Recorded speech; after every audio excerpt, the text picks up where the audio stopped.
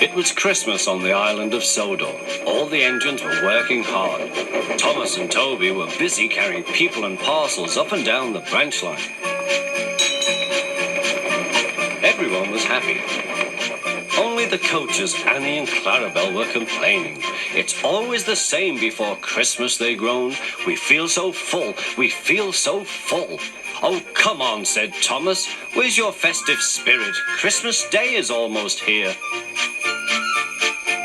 By the side of the track was a lonely little cottage with a familiar figure waving to them.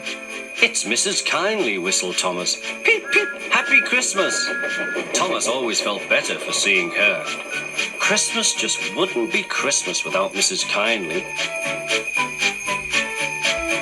When work was over, Thomas went to see the other engines. All their coats had been polished.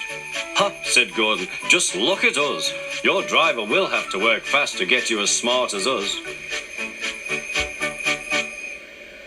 "Never mind that," replied Thomas. "I've something important to say.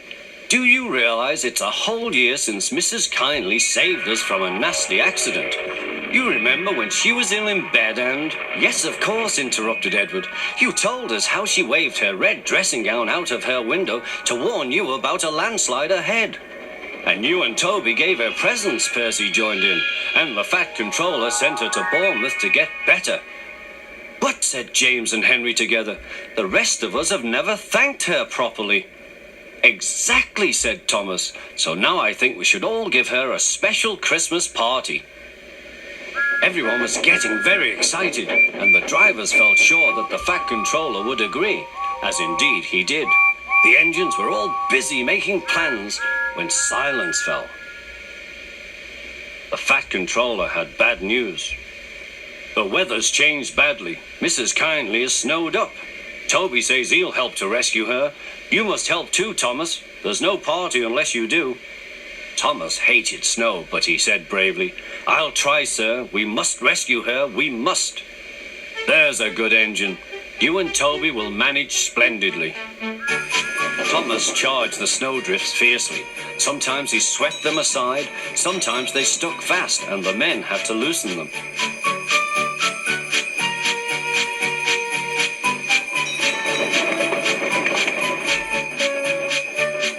But at the cutting near the cottage, they could go no further. "Look at that!" exclaimed Thomas's fireman. "Peep, peep, peep! Here we are!" whistled Thomas. An answering wave came from an upstairs window. Then they heard a familiar sound. "That's Terence," said Thomas. "He's come to help too." Sure enough, Terence had a snowplow and was working hard to clear a path to the railway line in safety. At long last, the rescue was complete. Percy took the tired workmen home. Terence said goodbye to Mrs. Kindly and promised to take care of her cottage as he watched them all set off. The engines made good time. No more snow had fallen, but the yard was dark. Thomas's heart sank.